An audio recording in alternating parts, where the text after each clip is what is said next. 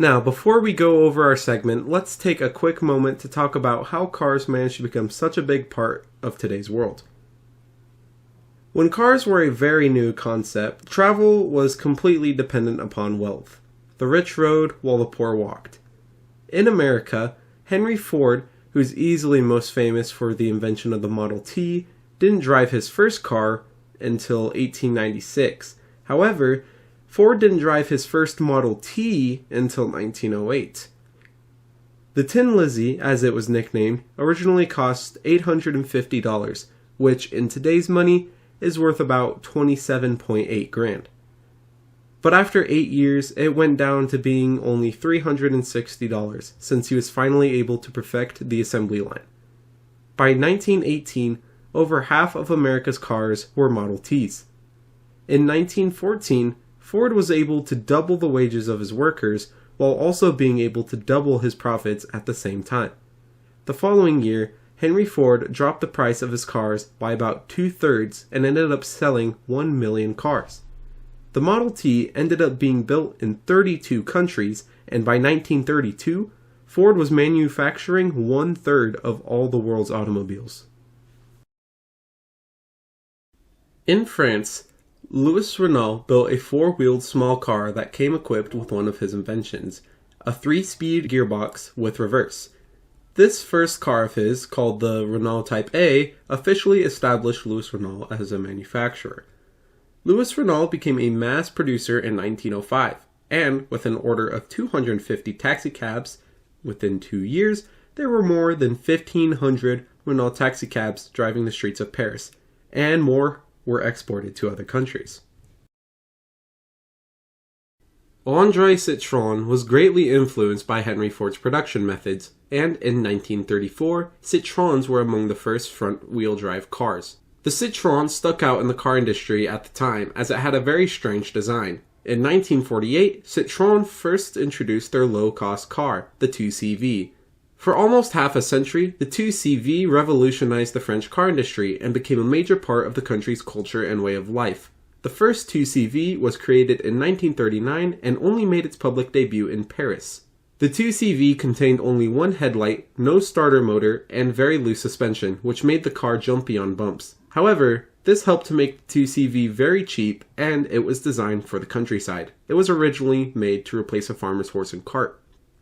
The car was also very durable and able to transport up to 4 people. The cheapness and practicality of the 2CV made it an appeal to lower-income families who were now finally able to afford a car. Therefore, the public responded very well. Very soon, there was a waiting list of about 2 years to get a 2CV. More than 5 million 2CVs were produced, but in 1989, production stopped in France. 1 year later, in July 1990, the only remaining production line for 2CVs, located in Portugal, had stopped. The very first car was built in Germany by Carl Benz in 1885. He made the Volkswagen, and it was promptly called the Beetle due to its shape, and the nickname ended up sticking and is still in use today. The Beetle became an icon for the generation and was designed by an engineer whose next project would make his name very well known around the world, Dr. Ferdinand Porsche. Porsche's vehicles, which were mainly sports cars, would end up defining racing and also define high-performance driving for decades to come. During the 1960s and the early 1970s, Volkswagen advertisement campaigns, along with Volkswagen's reputation for reliability, helped the Beetle sales to rise high, and in 1972, production passed the level of the previous record holder, the Ford Model T. By 1992, over 21 million Beetles had been produced. So starting from left to right, here we have our engine air filter. Moving down, we have the engine oil dipstick, which we can remove in order to check the level of the oil. Over here, we have our engine oil cap, which we can remove in order to put more oil into the engine. Moving to the right, we have, right here is our brake fluid. Down here, we have our car battery, our power distribution center, which holds all of our fuses for the vehicle. Down here, we have our wiper fluid. And over here we have our coolant pressure bottle. Not every vehicle is going to have a pressure bottle, but this one does. Now let's take a quick moment to look at the fluids we'll be using in this vehicle. Now here we have our Castrol Edge 0W20. This is our oil, and the 0W20 is the specific type of oil that we need to use for the car. If you don't know which specific type of oil you need, you can always consult the owner's manual, or it should be labeled on the top of your oil cap. Make sure you are using the correct oil. This is very important. Here we have our Prime 50/50 pre-diluted antifreeze / coolant. The reason it is labeled as 50/50 is because it is already pre-diluted, so it already has distilled water in it. As you can read at the bottom, it says ready to use, do not add water. Now, if it wasn't 50/50, then you would need to add distilled water, and you need to mix that into your batch that you're going to use in order to dilute it so that it is ready for your vehicle. Here we have our washer fluid. This is all season formula. Now, there are different types of washer fluids. There are winter formula, there's summer formula, and then there's this one, which is all season formula. Now, obviously, if you have only summer formula, you're going to want to use that during the summer. And if you have winter formula, then you want to use that during the winter.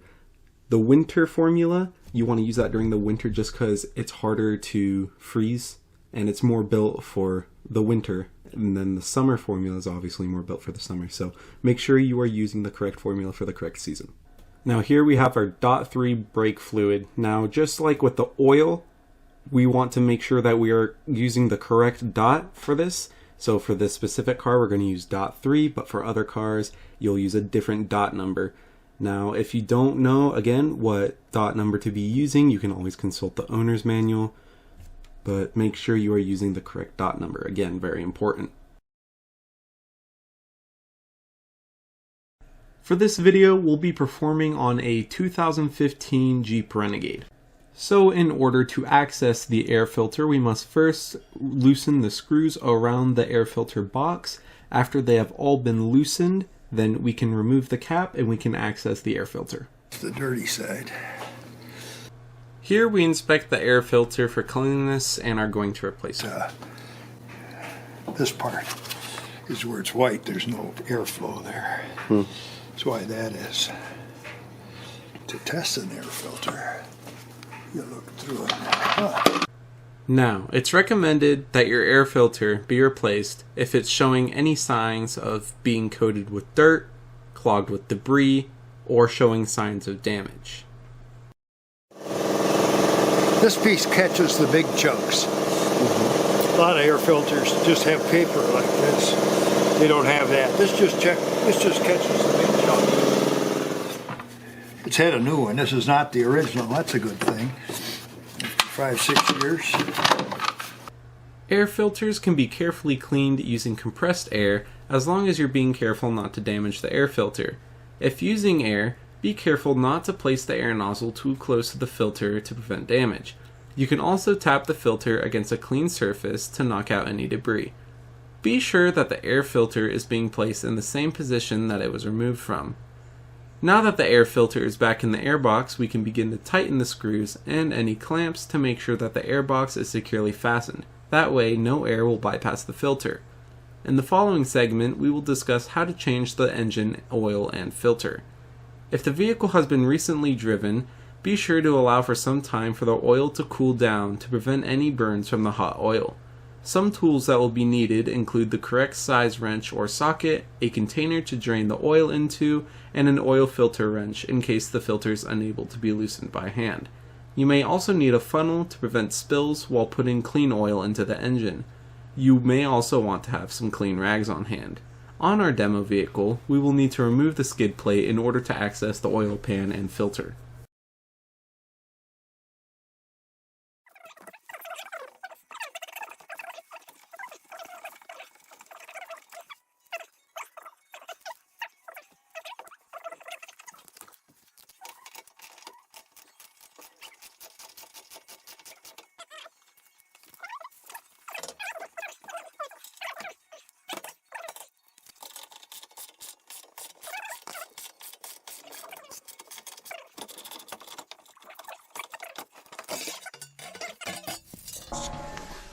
Oh, here. That ain't bad. I had the right one.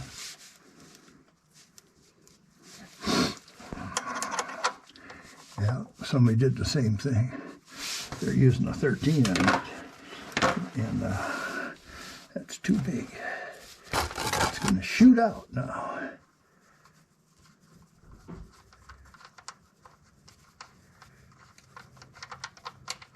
Ready? Mm-hmm.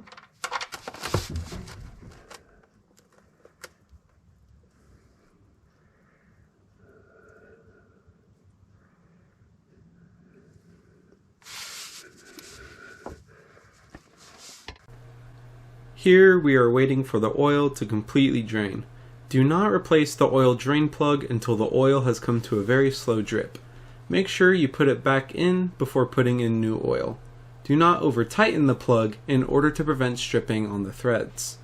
Once the drain plug is reinstalled, wipe the area of any remaining oil. Once this step is completed, we will move on to removing the oil filter itself.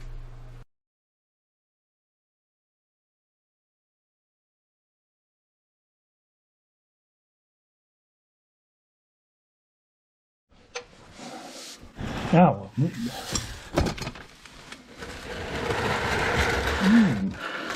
pretty full here.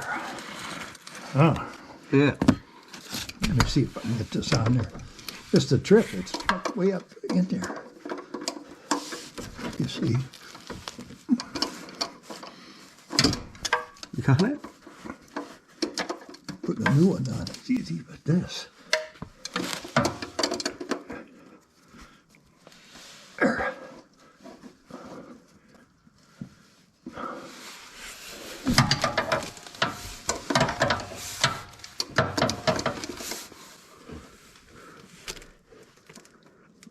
Oh, now it's going to start running, so where's that rag?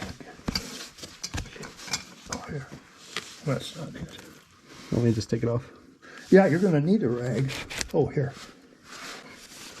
There goes.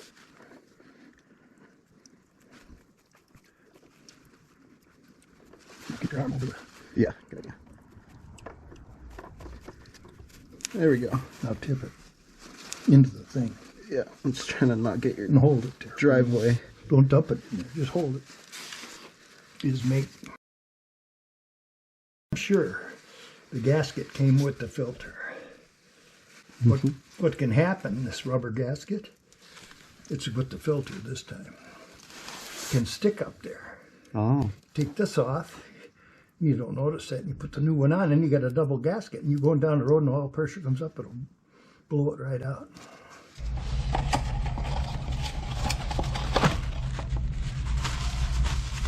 And you dispose of this according to EPA guidelines.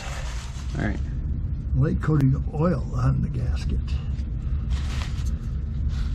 Then when you turn it, it tightens nice. That's if you get it started at all. There we go. Now it's tight, it just touched. So after it touches, it leaked a little. Tidy it up. But after it touches, you don't put a wrench on it unless you can't get it at all. You got to have it tighter than this. This isn't tight, it just touched, okay? So you look, turn it up. Oh, got more than that, half or 3/4 of the turn past touching.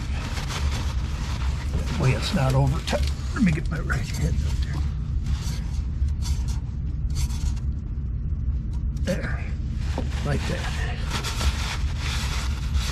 And you're good.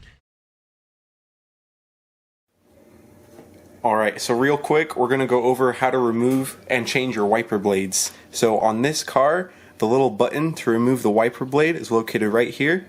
You push this in, and then you can remove the wiper blade by pulling it out. And then to put it back in, so you'll have the new one, to put it back in, you just reinsert it, and it'll slide right back into the pocket. Oh, I see what you're doing. Yeah, I see. Am I doing it? Gosh.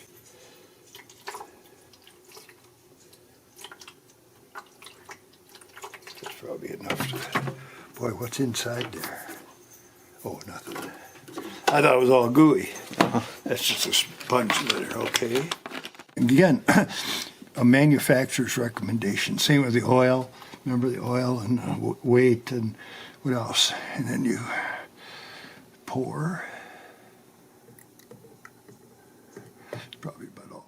Just go manufacturer recommendation. I don't know if you can see that. See the mark on there? Oh, hold up. Yeah.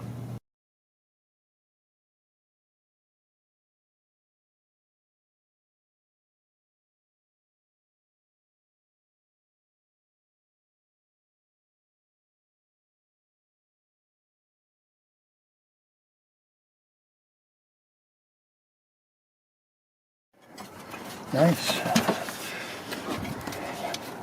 A decent jack too. Some of them are such pieces. We'll get it out and then we'll. Yeah, you just had to be forceful. So what you end up with, you want to lay it on the floor here. And the wrench. Okay. Let me. To loosen them before you jack it up.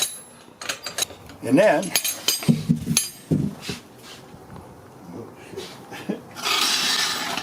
this should fit right here. Same as when we're using the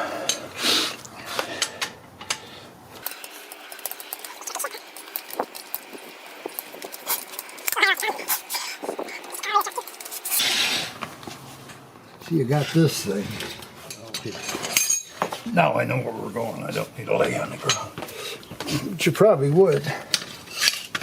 There is a little arrow by the bottom, which is where we will put our jack. That is where the strongest support is going to be for the car. So that indicates where we need to put the jack, and you can see that little arrow right here.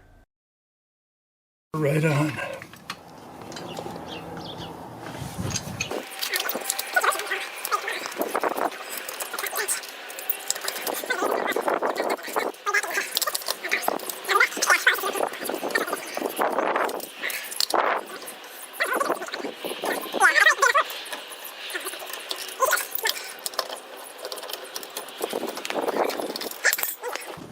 Slip her off, slide her out.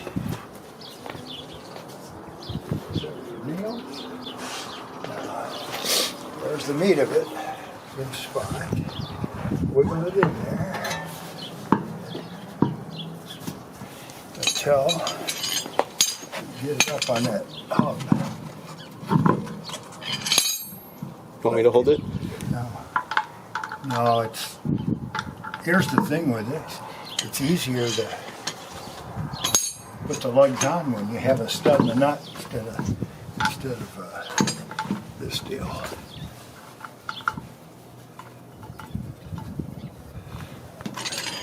You get one started a little bit. Yeah, we did. That's the secret. Because there's nothing keeping it from spinning around. Oop. That shouldn't tighten up that fast. Keep it semi-loose. Yeah. I tightened it too tight because it was cocked. You can get screwed up that way. The older style lugs, they're easier too. Not down in the pocket like this. But it's all about the same, right? All of them, not tight. But pull the wheel and you'll see the wheel pulling in. And you're right, star, cross pattern, whatever you want to call it. We're just putting the wheel in yet it's not seated yet.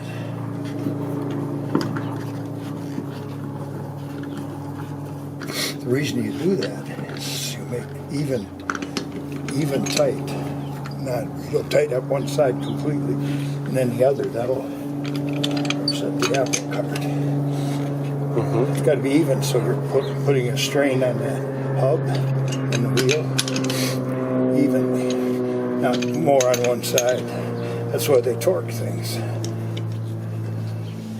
Not if it's 100 or 110 pounds of torque. Makes any difference.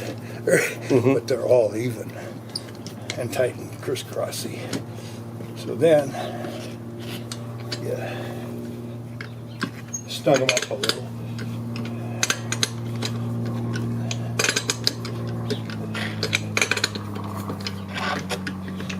And then we'll let it down and tighten them, because you can't tighten them, right? Spinning. Oh yeah. So this is easier than putting it on.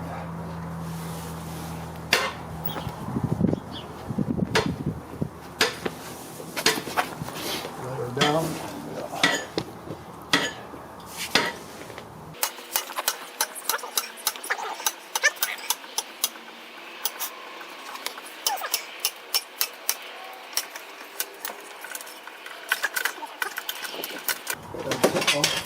You get the jack out. Crisscross thing.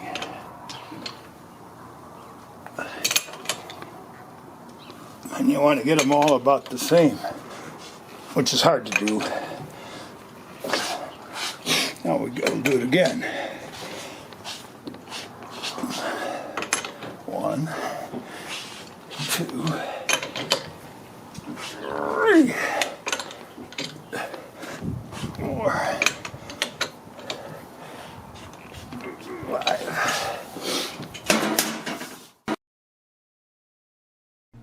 Lastly, we're going to go over some quick driving tips. Now, one good tip for when you're parking is to remember to align your right view mirror with, say, the right side of the parking spot. Once they're in line, you can begin turning your wheel towards the parking spot, and as you begin to pull into the spot, you can straighten your wheel so that your vehicle will move forward into the spot. Now, whenever your check engine light comes on, that is an issue that should be addressed as quickly as possible. Whenever it comes on, make sure you take your car to a trusted mechanic and don't put off servicing the check engine light. It could be something as simple as a loose gas cap, of course, but it could also be a very serious problem. Now, one more thing that we should address is just driving safely in general. Under normal road conditions, you want to be sure to leave at least 3 seconds of following distance between you and the car ahead of you. That way, if the car ahead of you decides to brake suddenly, you have enough following distance to safely react and brake. During the snow, you should have at least, according to the DMV, recommended at least 8 seconds of following time. When it's snowing, it's a lot harder to brake, and if you brake suddenly, you're going to slide. So, having the extra following distance is essential. If it's your first time driving in rough conditions, you can always find an empty parking lot to practice.